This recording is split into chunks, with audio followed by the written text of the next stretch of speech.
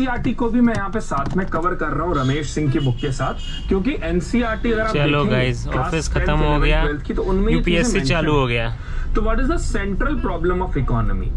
In short what I am saying, अगर आपने ये वीडियोस देख लिए, इकोनॉमी की सीरीज आपने पूरी अच्छे से देख ली, तो आपको बहुत ज्यादा अलग से कहीं भागने की जरूरत नहीं है कि मैं ये भी पढ़ दूं, वो किताब भी पढ़ दूं, एनसीईआरटी पढ़ दूं। यहाँ पे हर चीज हम कवर कर देंगे होलिस्टिकली।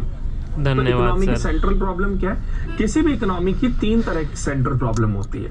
पहला, क्या प्रोड्यूस किया जाए, मतलब हम क्या चीज प्रोड्यूस करें। दूसरा है उस गुड्स को हम प्रोड्यूस कैसे करें। पहला है क्या, दूसरा है कैसे, और तीसरा है किन लोगों के लिए, किस ग्रुप के लिए। तो अगर मैं आपसे बोलूं व्हाट टू प्रोड्यूस, हमें क्या प्रोड्यूस करना चाहिए, क्या हमें गाड़ी बनानी चाहिए, क्या हमें टॉयज बनाने चाहिए, क्या हमें शर्ट बनानी चाहिए, क्या हमें टीवी बनाना चाहिए, this is what to produce. Second is how to produce, कैसे प्रोड्यूस करना है, क्या मशीनों की मदद से बनाना है, क्या लेबर की मदद से बनाना है, that is how to produce. तीसरा होता है फॉर होम टू प्रोड्यूस, किन लोगों के लिए, कौन से टारगेटेड ग्रुप के लिए चीजें बनानी है।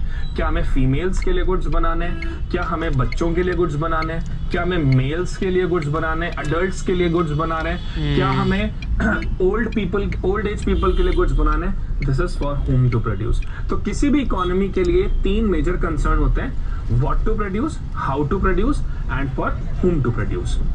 Now the next thing is, economy कितनी तरह की होती है, कितनी तरह की इकोनॉमी एग्जिस्ट करती हैं। तो जो सबसे पहले इकोनॉमी है that is macro economy. What is the first form of economy? That is macro economy. Macro economy का मतलब होता है इकोनॉमी एज अ होल।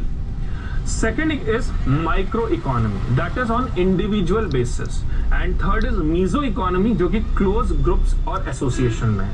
नहीं समझ में आया? सिंपल करते हैं। जैसे मान लीजिए आप एक घर में रहते हैं, आपके घर में 5-6 लोग रहते हैं। अब आपके घर के 5-6 लोगों के लिए एक, या आपकी जो छोटी मोटी आपकी जो घर है उसके आसपास एक कोविड वैक्सीनेशन कैंप होता है जो सिर्फ आपकी फैमिली अटेंड कर रही है, या आपकी फैमिली वालों ने मेडिकल हेल्थ चेकअप वाले को अपने घर पे बुलाया, तो ये सिर्फ आपकी इंडिविजुअल डिमांड है। This is micro economy. Economy at a very small level, economy for few people, economy for an individual as well.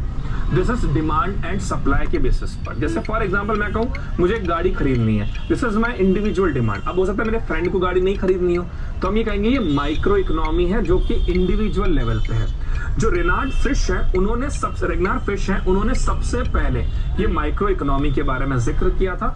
इसी को प्राइस थ्योरी भी कहते हैं। सेकेंड होती है मैक्रो इकोनॉमी। अब जैसे राजस्थान की गवर्नमेंट ने कोविड वैक्सीनेशन लगाया, महाराष्ट्र की गवर्नमेंट ने कोविड वैक्सीनेशन किया, इंडिया पूरे में कोविड वैक्सीनेशन हो रहा है। This is economy as a whole, that is macro economy, जहां पर प्रोडक्शन, डिस्ट्रीब्यूशन, कंजम्पशन, इकोनॉमी पूरी इंडियन इकोनॉमी में हो रहा है। ये कीन्स के द्वारा एक थ्योरी दी गई, theory of income and employment, जिसमें इस बारे में जिक्र किया जाता है।